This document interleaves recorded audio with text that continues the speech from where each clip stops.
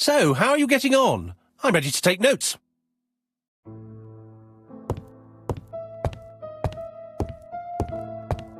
Now, down to work. One of these needs putting in order a little.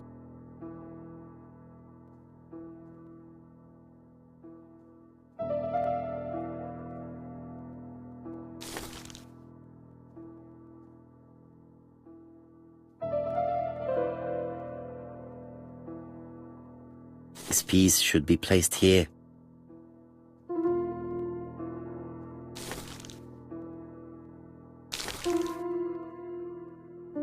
This page is finished. That's done. 3 more to go.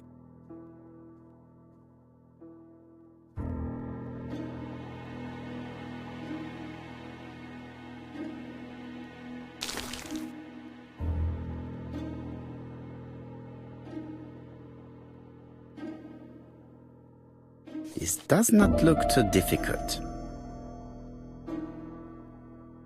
This piece should be placed here.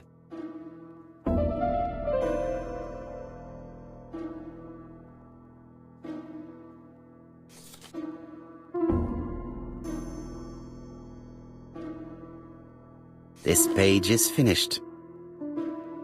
And that's 2 done. It's easier than I thought.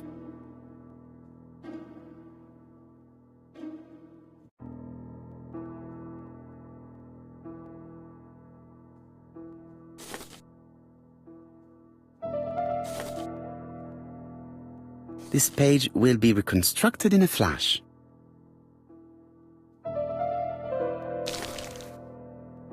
This page is finished. Only 1 more. Keep going.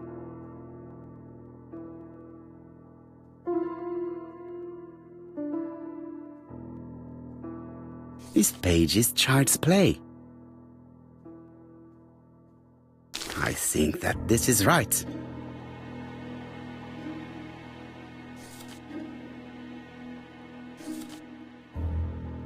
This page is finished. All the pages are reconstructed.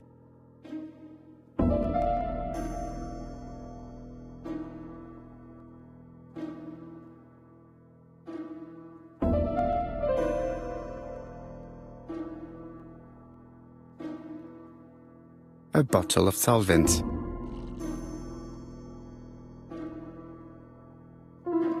The cloth is now soaked with solvent.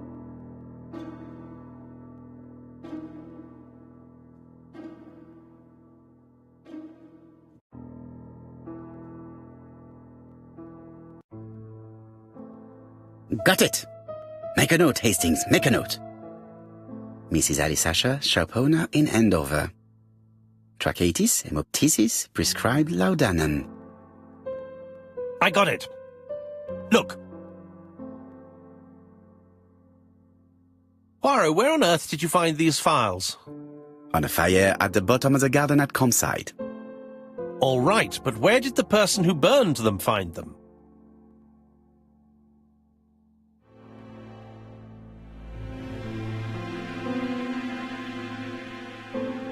Alice Asher, shopkeeper in Andover. Tracheitis, hemoptysis, chronic cough with loss of blood. Prescribed laudanum-based cough medicine. Betty Barnard, waitress in Bexhill. Chronic bronchitis causing dysphonia. Advised to stop smoking. Alexander Bonaparte Cust. War wounded, mustard gas and head trauma. Pulmonary emphysema. Hemoptysis. Coughing fits with blood. Suffers from absences and amnesia. Dick Dudley Dunbar, owner of the Black Swan Hotel in Doncaster. Asthmatic, heart disease, heart condition. Let us now try and get our brain cells to work.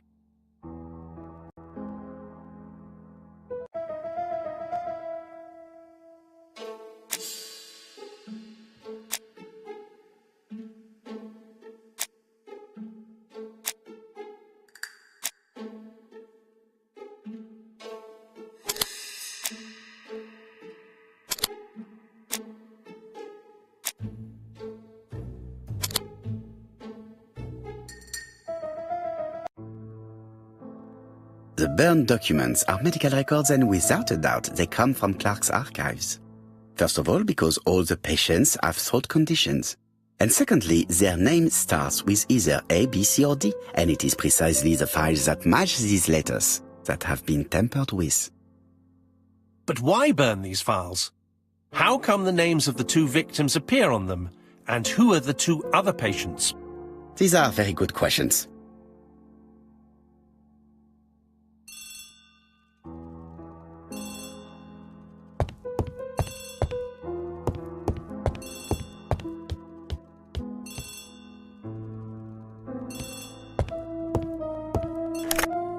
Hello, Poirot?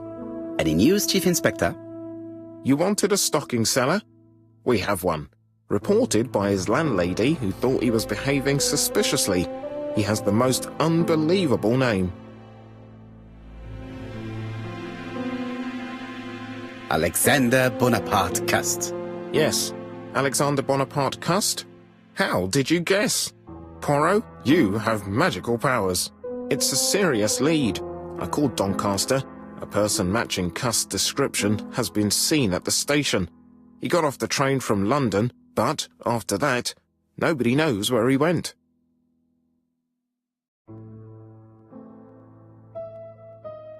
Look for him at the Black Swan Hotel. What? How do you know he's there? Trust me, Chief Inspector. You appear to be very sure of yourself. Very well. I'll call the Black Swan straight away. The owner is going to get a shock when he learns that there's a murderer under his roof. Chief Inspector, I would rather call myself. As you wish. Please go ahead. Hello, the Black Swan. Hercule Poirot here. May I speak to the owner? Speaking. Dick Dudley Dunbar. How can I help you? Is there Mr. Cust among your guests? He arrived today. Shall I call him for you?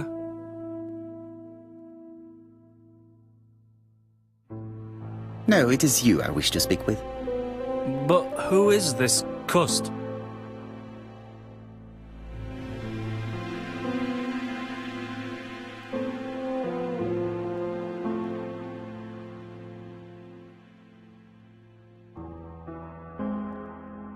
A crook. A crook? He seems such a decent chap. Do you think that Cust might be dangerous? Oh, I do hope you're wrong. He seems so harmless, you know. Oh, yes, completely harmless.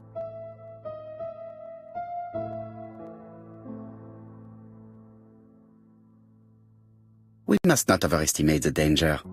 After all, we are not absolutely sure he is guilty. What should I do? Watch him. If he leaves the hotel, watch where he is heading.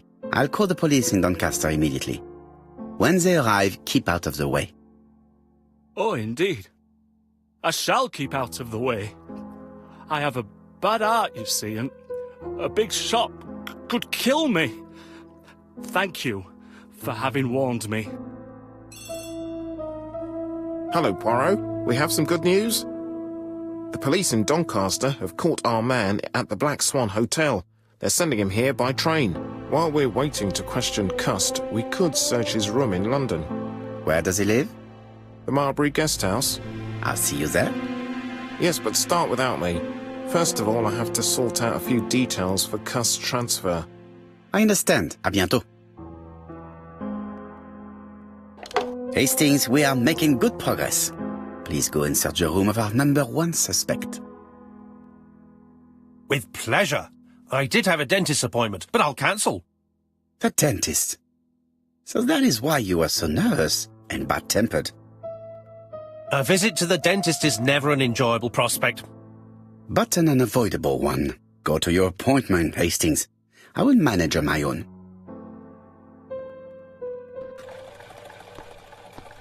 To Marbury Guest House, please.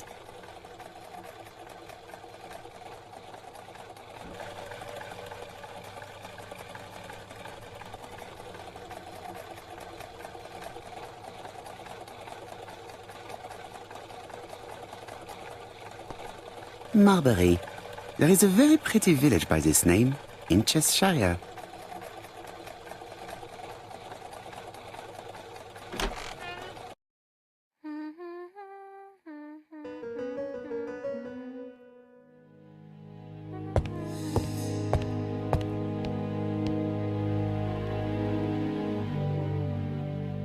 It looks like I've found the real master of this house.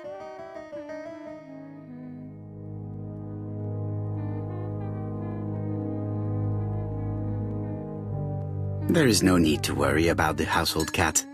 I'm sure that Mrs. Marbury lets it do what it pleases.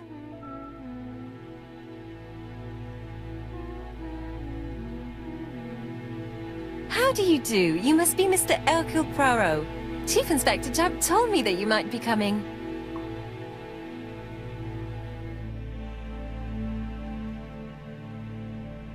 Madame, you may be of valuable help to me.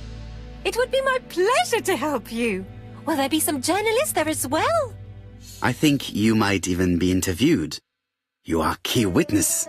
I've suspected him for some time, but he appeared so harmless. Oh yes, sometimes he got angry and waved his arms about. But even then, he wasn't frightening. And he was as gentle as a lamb again immediately afterwards. It was only this morning that I understood. He told me he was going to Cheltenham, but my daughter saw him at Euston Station. It's not the right station. To get to Cheltenham, you have to take the train from Paddington. And what's more, Mr. Cust left behind an ABC with Doncaster underlined. As you can imagine, when I saw that, I called Scotland Yard.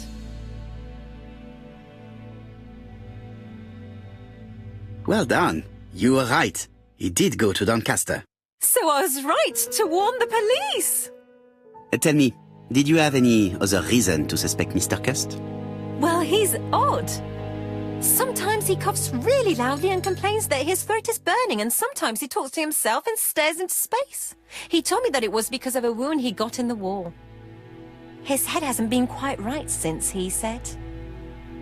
And then he was in Churston when that millionaire got murdered. I found his train ticket when I washed his coat. He didn't want me to wash his shirt. He washed it himself. But I did see big brown stains on it. Where were the stains on the shirt? On the collar and on the buttonholes. Cut used to travel for his work. Is that correct? Oh, it wasn't for pleasure. He was always unwell on trains. But he had to sell his stockings around England. I have to respect my engagements, he used to say. Do you know where Cust was at the time of the murder in Andover and Bexhill? On June the 21st and July the 25th? No, I don't know. That was a while ago, you know. But surely you keep a register. It won't do you much good. Mr. Cust rents his room for the year. If he goes away for a few days, I have no reason to make a note of it. Ah, I remember one thing. Bexhill's by the sea, right? Indeed, it is a large seaside resort. Well, as it happens, at the start of July, Mr. Cust asked me to repair his bathing dress. Suspicious, huh?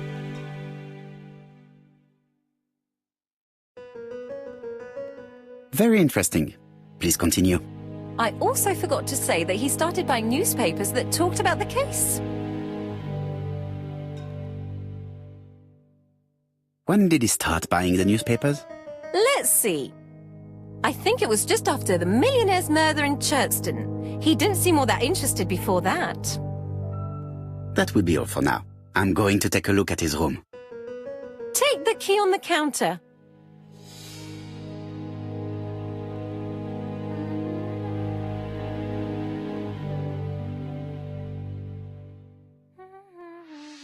I don't think my register will help you. Mr. Cust rents his room all year. If he goes away for a few days, I have no reason to make a note of it.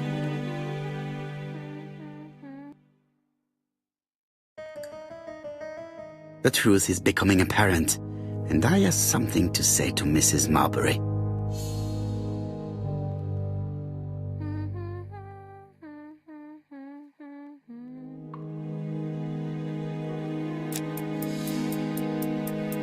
This woman appears to be in a good mood.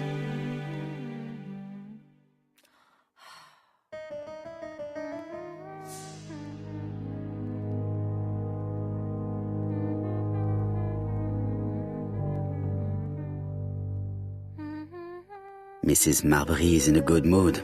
She is working very precisely in producing incredibly thin peel.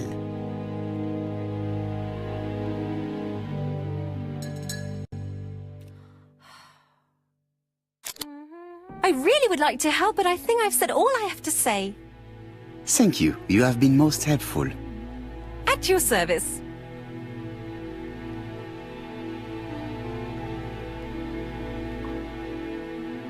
I have something to say to Mrs. Marbury.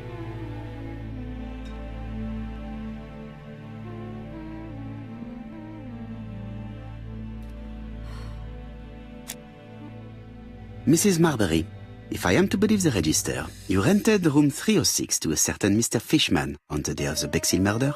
Room 306 is Cust's room. Can you explain yourself? Yes, I remember.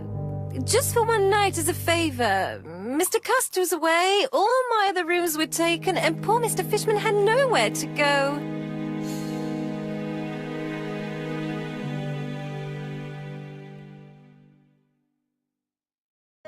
You rented the same room to two people. Very profitable, but quite illegal. But I didn't harm anyone, I was only helping everybody out.